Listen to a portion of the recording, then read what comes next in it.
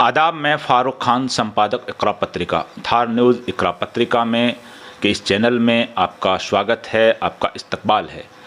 आज का ये जो एपिसोड है, हम एक पर्सनैलिटी पे कर रहे हैं, एक शख्सियत पर कर रहे हैं, एक व्यक्तित्व पर कर रहे हैं।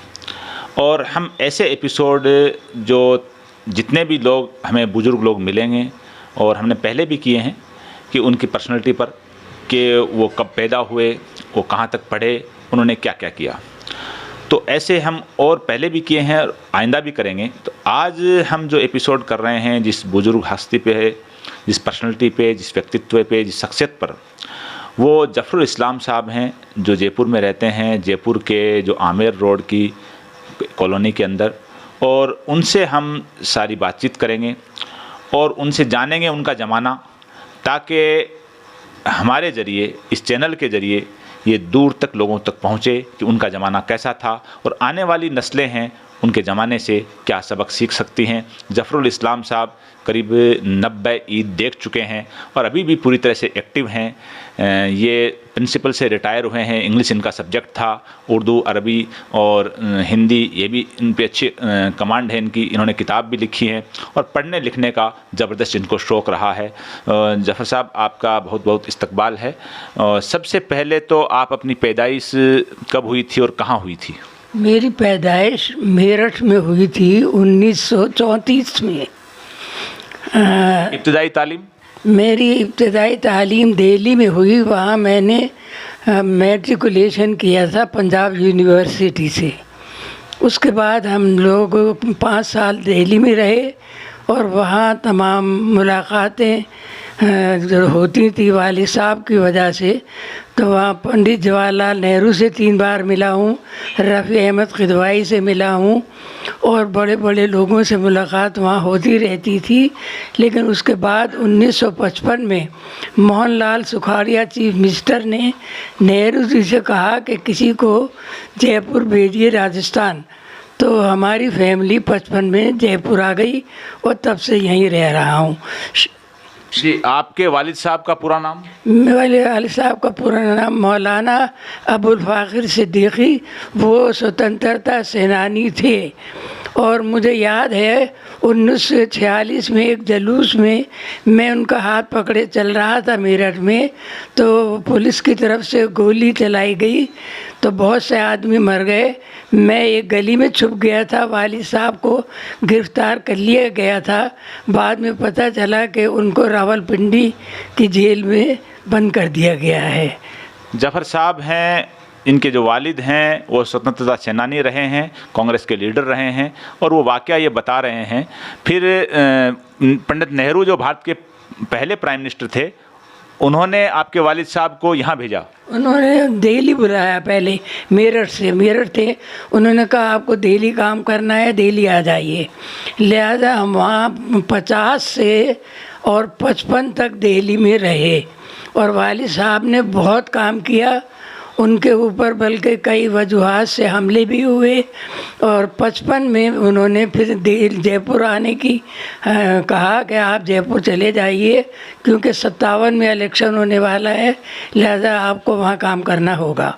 अच्छा, आप जयपुर आए विद फैमिली आपके वालिद साहब के साथ में। उससे पहले आप छोटा सा 1 मिनट में जो जंग आज़ादी और जो मुल्क आज़ाद हुआ, तक़सीम हुआ, वो तो आपको ऐसे कैसे याद है, उसके बारे में आप बताइए कि जब मुल्क आज़ाद हुआ तब आप कहाँ थे, आपको क्या क्या चीज़ें याद हैं? मुझे ये याद है कि जिस वक्त हम मेरठ में रह रहे थे, वहाँ मुस्लिम लीग के भी जुलूस निकलते थे और कांग्रेस के भी जुलूस निकलते थे और कई बार यहाँ तक कि जब टकराव होता था तो गोलियाँ चलने लगती थीं। मुझे वो भी दिन याद है कि जब सन 48 में गांधी जी को शहीद किया गया तो उस वक्त एक जुलूस निकल रहा था और मेरे वालिद उसमें नंगे पाँव पैदल सिपट बाज़ार की तरफ जा रहे थे। इस तरह से बहुत अरसे तक वहाँ रहे और काफ़ी वहाँ पे ये जंग आज़ादी की बातें देखी और लोगों में आपस में किस तरह झगड़े हो जाते थे, लड़ाइयाँ हो जाती थी, क्योंकि वहाँ मुस्लिम लीग का भी काफ़ी ज़ोर था। लेकिन बहरहाल आखिर में कांग्रेसी का मामला वहाँ से कामयाब रहा। अच्छा, जब आपने वो दौर देखा कि उस दौर में नफ़रत थी, मुल्क तक़सीम हुआ और अंग्रेज़ गए, और आज भी एक तरह का चारों तरफ से, आप चूँकि सोशल मीडिया पे भी एक्टिव रहते हैं जफ़र साहब, तो आप ये दौर भी देख रहे हो और वो दौर भी आपने देखा, तो आज भी नफ़रत है वो उसी हिसाब से फैल रही है, कम्युनल फोर्स हैं उसी हिसाब से फैल रहे हैं। तो आज की इस नई नस्ल को, आज के इस ज़माने को आपका क्या पैगाम है कि आपने 1946-47 का वो दौर भी देखा जब मुल्क तक़सीम हुआ, और आज मुल्क फिर मतलब एक ऐसे दोराहे की तरफ बढ़ रहा है जहाँ नफ़रत ही नफ़रत है। जी, ये बात सिर्फ आज ही की है नफ़रत की। हमने उस वक़्त कोई नफ़रत नहीं देखी। हमारे पड़ोस में हिंदू भी रहते थे और मुसलमान भी रहते थे, और हमारा हाल ये था कि हमारे मोहल्ले में जब रामलीला होती थी तो मेरे वालिद एक मौलवी थे, इसके बावजूद हम बच्चे जाके रामलीला में देखने बैठ जाया करते थे। हमारे वालिद ने कभी मना नहीं किया। ये मेरठ का वाक़या है? ये मेरठ का वाक़या है। और हम मेरठ में जो हमारे दूसरे साहब थे, एक राम जी लाल थे, एक चौबे जी थे, हम उनकी ऐसे इज़्ज़त करते थे और वो हमसे ऐसा प्यार करते थे जैसे कि चाचा और बाप करता है। अगर हम कोई गलती करते हुए नज़र आ जाते कहीं तो चौबे जी और राम जी लाल जी हमें पकड़ के पिटाई करते थे, लेकिन हम घर आके कभी ये नहीं कहते, क्योंकि हम जानते थे कि अगर हमने अपने वालिद से ज़रा नाम भी ले लिया तो हमारे वालिद हमें उल्टा पिटाई करेंगे कि तुमने उनकी शिकायत कैसे करी। वो बड़ा मोहब्बत का ज़माना था, बड़ा प्यार का ज़माना था। हम सोच ही नहीं सकते थे कि ऐसा ज़माना भी आएगा जैसा कि आज हिंदू मुस्लिम और लव जहाद और गाय और खुदा जाने क्या क्या गलत बातें हो रही हैं जो मुल्क के लिए इंतहाई ख़तरनाक हैं, मुल्क की सालमियत के लिए ख़तरनाक हैं, मुल्क की बहबूदी और भलाई के लिए ख़तरनाक हैं। हमें किसी न किसी सूरत में इससे निकलना होगा, वरना हमारा मुल्क, मुझे बड़ा ख़तरा है और बड़ा डर है जब मैं अपने पहले ज़माने को देखता हूँ कि कहीं खुदा न खास्ता ये फिर उन्हीं मुसीबतों में न गिर जाए जो सन 1947 में पार्टीशन के टाइम हुई थी। इसमें शक नहीं, पार्टीशन जब हुआ तो यहाँ से बड़ी वो हुई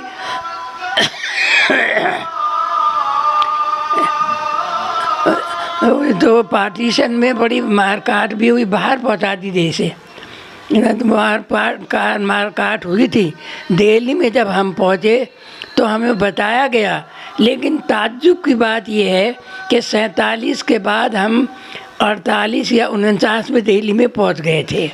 उसके बाद भी कोई नफ़रत नहीं थी, आपस में हम प्यार से रहते थे।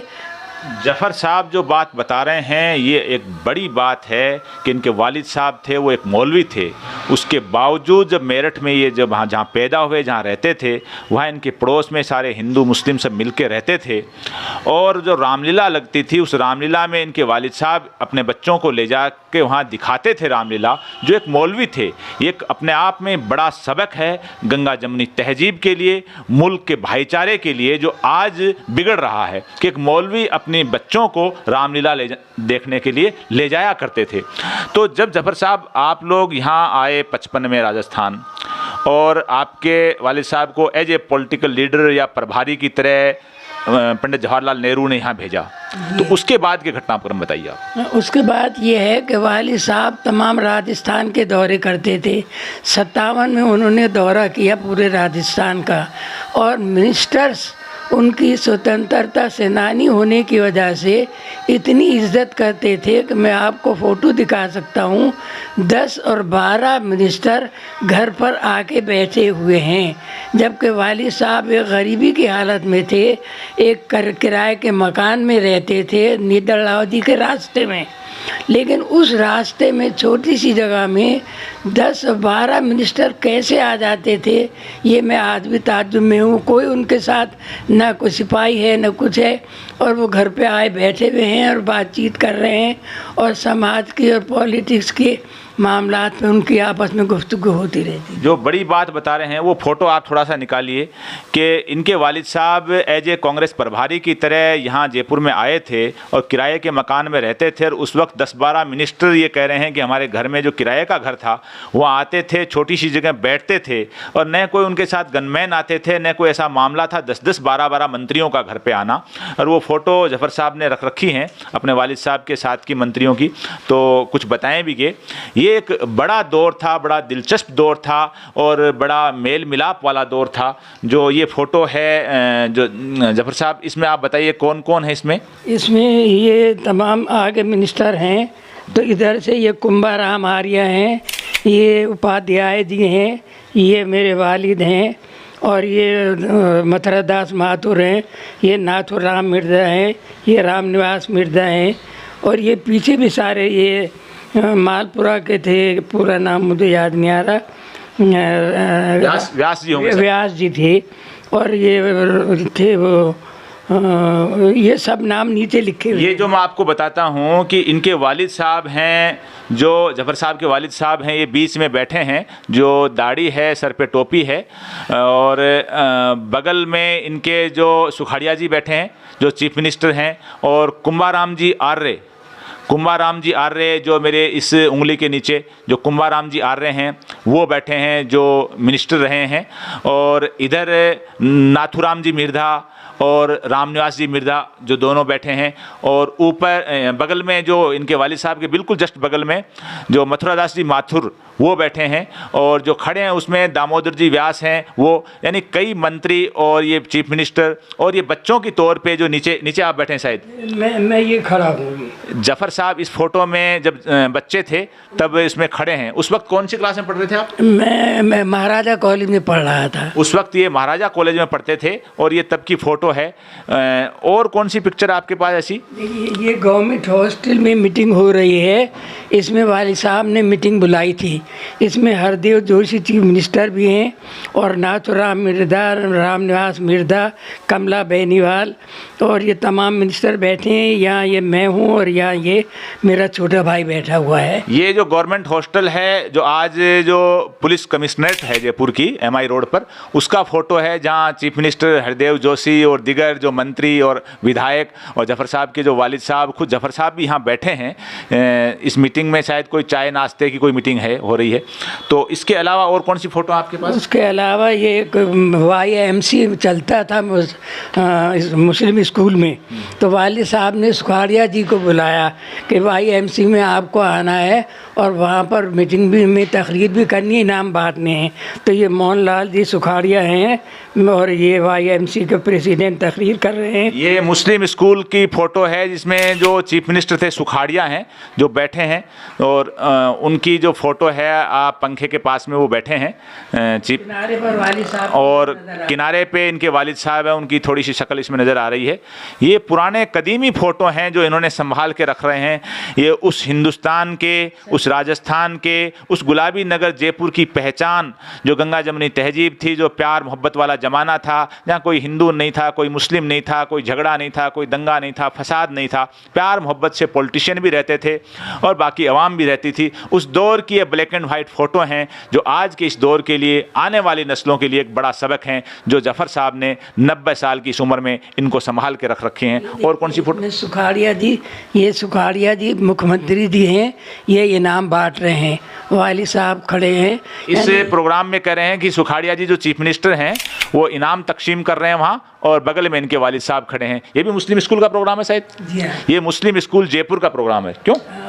एक कमेटी थी। आप देखिए यहाँ ये भी एक अपने आप में है कि जयपुर के मोती डूंगरी रोड पे एक मुस्लिम स्कूल है, वो आज़ादी से पहले का बना हुआ है। किसी ज़माने में उसका मयार ये था कि वहाँ चीफ मिनिस्टर आया करते थे, बच्चों को इनाम तकसीम करते थे, और आज का दौर है उस स्कूल का क्या है वो आपके सबके सामने है। ये एक बड़ी चीज़ है, तारीख है मुस्लिम स्कूल जयपुर की, जहाँ चीफ मिनिस्टर ने भी आकर के इनाम तकसीम किए थे। और कौन सी फ़ोटो आपके पास? उसके बाद ये फ़ोटो है, वालिद साहब को इलेक्शन के सिलसिले में कर्नाटक भेजा गया था, तो वहाँ ये तमाम मीटिंग हुई थी। इसमें जो ये कोने में दो हैं ये लेडी हैं, इनका पूरा नाम मुझे याद नहीं, मगर ये जो है चीफ मिनिस्टर रहे हैं दोनों अपने अपने टाइम में, और फिर गवर्नर भी रहे हैं। उस टाइम वाली साहब गए थे, ये बैठे हुए हैं, और वहाँ इलेक्शन का काम किया था, तो एक अंजुमन थी वहाँ की, उन्होंने ये फ़ोटो खिंचवाया था। ये जो फोटो बता रहे हैं जफर साहब, ये कर्नाटक की है, जहाँ इलेक्शन में इनके वालिद साहब को प्रभारी बना करके भेजा गया था। और बगल में जो दो शख्स बैठे हैं जो बता रहे हैं कि इनका सरनेम रेड्डी था, जो बाद में मुख्यमंत्री भी रहे वहाँ और राज्यपाल भी रहे हैं, और कई इसमें बड़े पॉलिटिशियन हैं जो अपने अपने राज्यों के मुख्यमंत्री मंत्री रहे हैं, और बगल बीच में इनके वालिद साहब हैं, वो यहाँ इसमें फ़ोटो में बैठे हैं। आप इन फ़ोटो को बड़ी ही संभाल करके आपने रख रखे हैं, और ये आने वाली नस्लों के लिए, मौजूदा दौर के लिए एक बड़ी तारीख़ है, देखने के लिए, समझने के लिए कि एक मौलवी कांग्रेस के प्रभारी होते थे, लीडर होते थे, बिल्कुल गरीब गुरबा हालत में एक आम आदमी की तरह, जहां उनके घर पे किराए के मकान पे चीफ मिनिस्टर भी आते थे, मंत्री भी आते थे। जी, और कौन सी फ़ोटो है? ये मेरे वालिद का फ़ोटो है। वालिद साहब के ताल्लुकात chief minister, prime minister Pandit Jawaharlal Nehru से इतने करीबी थे कि उन्होंने मुझे ख़त दे के 3 बार भेजा कि ये जाके जवाहरलाल जी को देकर आओ। लिहाजा मैं जैसे ही वहाँ पहुँचा, फ़ौरन मुझे पंडित जी के सामने कर दिया गया और मैंने उनको ख़त दे दिया। इस तरह 3 बातें वहाँ पर हैं। मैं इसमें से अगर आप इजाज़त दें तो एक वाक़या सुनाना चाहूँगा। मैं जब गया था तो मेरे साथ बुरखे में फूफी और बड़ी बहन दोनों थीं। हम तीनों पंडित जी से मिल के बाहर निकले। गेट पे ढेरों लोग खड़े थे, लेकिन किसी ने नहीं रोका। टांगे वाला हमें करौल बाग वाली रोड पर ले चला। थोड़ी देर में पंडित जी की कार बाहर आई, दरवाजे पर रुकी। मैं तांगे के पीछे बैठा था। मैंने देखा कि कार रुकी और उसके बाद 2 आदमी साइकिल पर सवार होकर हमारी तरफ दौड़े और हाथ से इशारा किया कि रोको। लिहाजा मैंने तांगे को रुकवाया। 2 आदमी वो आए आगे, एक ने आके डांटा तांगे वाले को कि तुझे खबर है कि ये बुरखे पोश बैठी है और तू ले जा रहा है करौल बाग की तरफ, जो उस वक़्त थोड़ा ख़तरनाक इसलिए था कि 48 की बात थी, 47 में का पार्टीशन हुआ था और करौल बाग में सारे शरणार्थी रहते थे। तो आप ये कि एक प्राइम मिनिस्टर की फ़िक्र कि उनके मिलकर 2 औरतें बुरखे में निकली हैं, उनको खिड़की में से नज़र आ गया तांगा, तो उन्होंने रोका और रोक कर तांगे अपने आदमी को भेजा कि जाके वो आदमी हमें मेरी गेट तक छोड़ कर गया, फिर वापस गया। क्या आज का प्राइम मिनिस्टर आवाम की इसी तरह ख्याल रखता है कि आवाम के दुखों का ख्याल रखता है? वहाँ एक मामूली सी बात थी। उस रिक्शे में आप खुद बैठे थे? मैं बैठा था, पीछे तांगा था। तांगे के अगली सीट पर तो मेरी फूफी और बहन बैठी थी और पीछे की सीट पे तांगे के मैं, तो क्योंकि मुझे वो नज़र आ रहे थे गेट पीछे जो छोड़ कर आया था, और कार जो गेट से निकली थी वो नज़र आ रही थी। ये जो जफर साहब कह रहे हैं कि प्राइम मिनिस्टर पंडित जवाहरलाल नेहरू हैं, वो वहाँ से निकले और हम जो उस तांगे में जा रहे थे, इसमें मेरी फूफी बहन वगैरह जो थे और मैं भी उनके साथ था, तो प्राइम मिनिस्टर की कार हमारे बगल से निकली, तो प्राइम मिनिस्टर ने अपनी कार रुकवा करके और वहाँ दूसरे लोगों को भेजा जो बॉडीगार्ड वगैरह जो भी हैं, और डाटा कि मतलब यहाँ इस इलाके में इधर क्यों घुमा करके इस तांगे को ले जा रहे हो। ये अपनी बड़ी बात थी कि एक प्राइम मिनिस्टर भारत का अपने अवाम का, अपने एक एक आदमी का ध्यान रखने वाली बात जो बता रहे हैं, उस दौर को इन्होंने देखा है और साथ में सवाल भी खड़ा कर रहे हैं मौजूदा प्राइम मिनिस्टर पे, मौजूदा दौर पे, कि मौजूदा दौर में प्राइम मिनिस्टर, चीफ मिनिस्टर क्या अपने अवाम का ऐसे ही ख्याल रखते हैं। ये जफर साहब के वालिद साहब की फ़ोटो है और उन्होंने भी एक फ़ोटो अपने हाथ में ले रखी है। मेरे ख्याल में मौलाना आज़ाद साहब की ये फ़ोटो है जो भारत के पहले शिक्षा मंत्री रहे हैं। और कोई फ़ोटो आपके पास जफर साहब या यही हैं? ये लेटर वगैरह दिखा रहे थे आप? फोटो तो बहुत सारे नहीं, लेटर दिखा रहे थे आप कुछ। ये जो लेटर जफर साहब के पास हैं, ये जो मंत्रियों के और मुख्यमंत्रियों के इनके लिखे हुए हैं, ये आप देखिए, ये जो लेटर है लिखा हुआ है मोहनलाल सुखाड़िया को, इनके वालिद साहब का, जो 1963 के अंदर लिखा हुआ है। 1963 में, इसमें डेट तो नहीं है, साल लिखी हुई है, डेट कटी हुई है, पुराना लेटर है, और इनके वालिद साहब के नाम निमंत्रण पत्र है कोई, वो लिखा हुआ है। और ये जो लेटर है, ये लेटर खुद इनके नाम जफर साहब के नाम पे बृजकिशोर जी शर्मा जब थे मंत्री थे उनका लिखा हुआ है, और ये भी मेरे नाम मुख्यमंत्री, ये जो मुख्यमंत्री के नाम जफर साहब के नाम लेटर आया हुआ है उसका लिफाफा है जो रख रखा है इन्होंने। और ये तमाम तो जो लिफाफे, लेटर और फ़ोटो इन्होंने पूरे सजो के रख रखे हैं। जफर साहब, आखिर में आपसे एक बार फिर कि आपने जो राजस्थान में अपनी सर्विस कब ज्वाइन की थी? मैंने 1957 में ज्वाइन कर ली थी और 1995 में मैं रिटायर हो गया था। आप ज्वाइन करी तब स्कूल कौन सी थी? मैंने तो ज्वाइन, देखिए बहुत गरीबी का आलम था। हमारे वालिद साहब स्वतंत्र सेनानी थे, हम लोगों को तो वक्त पे खाना भी नहीं मिलता था, अक्सर फाके गुजरते थे, लिहाजा पढ़ाई हम कर नहीं सके थे। पढ़ाई मैंने प्राइवेट 10वीं का इम्तहान दिया था दिल्ली में रहते हुए से पंजाब यूनिवर्सिटी से। फिर 2 साल मैंने पढ़ा महाराजा कॉलेज में। उसके बाद मेरी वालदा ने कहा कि हम 5 भाई बहन हो तुम, और वालिद और हम हैं, हमारा खाना मुश्किल हो रहा है, लिहाजा तुम्हें नौकरी करनी चाहिए। तो मैं उस वक्त सिर्फ इंटर था, लेकिन मैंने नौकरी करी थी और मुझे सिर्फ 65 रुपये महीने पे नौकरी दी गई थी। और 1957 में 1957 में 65 रुपये महीने में, 65 रुपये महीने में, उस पर गुजारा बड़ी मुश्किल से होता था। उसके स्कूल कौन सी थी जहाँ पहले पहले लगे आप? ये मोती कटला जो है, यहाँ पर एक प्राइमरी स्कूल हुआ करता था, अब मुझे मालूम नहीं वहाँ प्राइमरी है कि नहीं। फिर रिटायर कहाँ से हुए आप? रिटायर तो मैं बाद में भूज गांव है एक, वहाँ हायर सेकेंडरी। जिला कौन सा है? जयपुर ज़िला है, लेकिन वो गांव है, बहुत दूर है, वहाँ से हुआ। प्रिंसिपल के ओहदे से? जी हाँ। लेकिन मैं आपको एक बात अगर आप चाहें तो पिछली बता दूं। जिस वक्त वालिद साहब दिल्ली में आए थे, पंडित जवाहरलाल नेहरू ने उनको ये इख्तियार दिया था कि जो लोग पाकिस्तान चले गए हैं और उनके मकानों में ताले लग रहे हैं, वो मकान आप खुलवा के और शरणार्थी जो सड़कों पर पड़े हुए हैं उनको दे दीजिए। लिहाजा वालिद साहब ने क्या काम किया, सड़कों पर पड़े हुए शरणार्थी फैमिली को उठाकर लाते थे और जिसमें ताला लगा होता था पुलिस को बुलाते थे और पुलिस के सामने वो ताला खुलवा के वो मकान उनको दे दिया करते थे। इस तरह उनका काम चल रहा था। नतीजा ये हुआ कि मुकामी मुसलमान जिनके वो रिश्तेदार गए थे वो वालिद साहब के दुश्मन हो गए, उन्होंने चाकू से हमला भी किया। आखिर में फिर शरणार्थी सारे वालिद साहब की तरफ हो गए दिल्ली के, और मुसलमान एक शख्स था जिसका नाम था सिद्दीक कराची वाला, उसकी तरफ हो गए और मामला झगड़े का हो गया। तो दिल्ली के कमिश्नर थे शंकर दयाल, उन्होंने ये हुक्म कर दिया दोनों को कि रात के 12 बजे से पहले पहले दिल्ली छोड़ दो वरना तुम्हें गिरफ़्तार कर लिया जाएगा।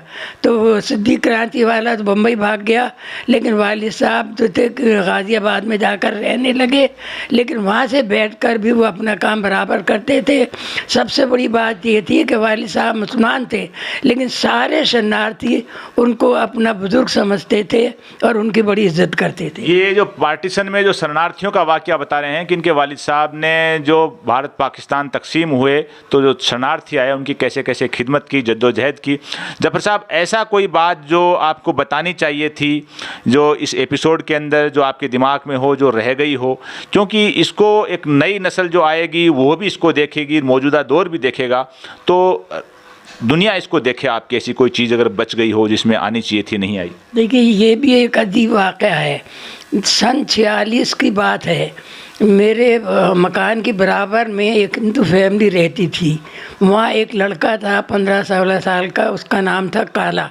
मेरे चचा एक हकीम थे, उन्होंने उस ज़माने में पता नहीं कैसे दवा निकाली जो आज नहीं मिलती दुनिया में कहीं भी। उस लड़के के दोनों पाँवों में पोलियो हो गया था। वाह, मेरे चचा ने सांप लाए और पता नहीं क्या क्या ला के तेल बना के दिया और उसके दोनों पाँव सही हो गए। उसके बाद इतना लंबा वक्त गुजर गया कि मेरी शादी हो गई और मेरे बच्चे हो गए 2, और 25 जनवरी को हम दिल्ली के लिए रवाना हुए। रेल में एक शख्स मिला जो धोती पहने बैठा हुआ था, हमारी बातचीत हुई। उसने पूछा तुम कहाँ के हो? मैंने मेरठ में कहाँ रहते थे? खंदक में तुम किसको जानते हो? मैंने कहा काला था। वो बोला वो काला मैं ही तो था। वो उस वक़्त 40 साल की उम्र हो रही थी। उसने अपने पाँव खोल के दिखाए और कहा कि मेरा इलाज आपके चचा ने तो किया था, तो मुझे तो दोनों पाँव में पोलियो हो गया था, लेकिन आपके चचा ने ऐसी दवाई बना के दी कि देखो मेरे पाँव। उन्होंने अपनी धोती उठा के मुझे दिखाया। फिर पूछा तुम कहाँ जा रहे हो? मैंने कहा मैं 26 जनवरी की मैं देखना चाहता हूँ। वो बोला कि सर्दी है और तुम्हारी गोद में बच्चे हैं, तुम मर नहीं जाओगे वहाँ पे जाके, तुम्हें जाना कहाँ है? मैंने कहा मुझे तो मेरठ जाना है। वो बोला कि ख़बरदार, जो 26 जनवरी देखने गए बच्चे गोद में हैं, तुम यहीं बैठो, मैं टिकट लाता हूँ। वो बाहर गया और हमारे टिकट लाया और मेरठ की गाड़ी में हमें बिठा के कहा कि जाओ सीधे अपने घर चले जाओ। कितना प्यार था, कितनी मोहब्बत थी। ये वाक़या बता रहे हैं, और ऐसे ही वाक़ये और जिस भी किसी के पास जो इस एपिसोड को देख रहा है, मैं कह रहा हूँ कि एक बार फिर आपसे कि इसको ज़्यादा लाइक करें, शेयर करें, सब्सक्राइब करें और इसको फॉरवर्ड कीजिए ताकि ज़्यादा से ज़्यादा लोगों तक ये बात पहुँचे। और अपनी बात है वो इसके अंदर कमेंट में कीजिए। इसके अंदर जो कमेंट बॉक्स है उसके अंदर आप कमेंट कर सकते हैं। उसके अंदर हमारी और डिटेल भी दे रखी हैं, सारी हमारे व्हाट्सएप नंबर भी दे रखे हैं। और आपके गाँव में, आपके मोहल्ले में, आपके कस्बे में कोई ऐसी बुज़ुर्ग शख्सियत हैं जिन्होंने एक ज़माना देखा है और जिन्होंने जफ़र साहब की तरह स्ट्रगल किया हो, ऐसी शख्सियत को हमसे मिलवाने के लिए राब्ता कीजिए। उनका नाम बताइए, उनके फ़ोटो, उनके संपर्क नंबर हमें दीजिए ताकि हम अगले एपिसोड में ऐसी और किसी शख्सियत को शामिल कर सकें। आज के इस एपिसोड में बस इतना ही। जय हिंद, जय भारत।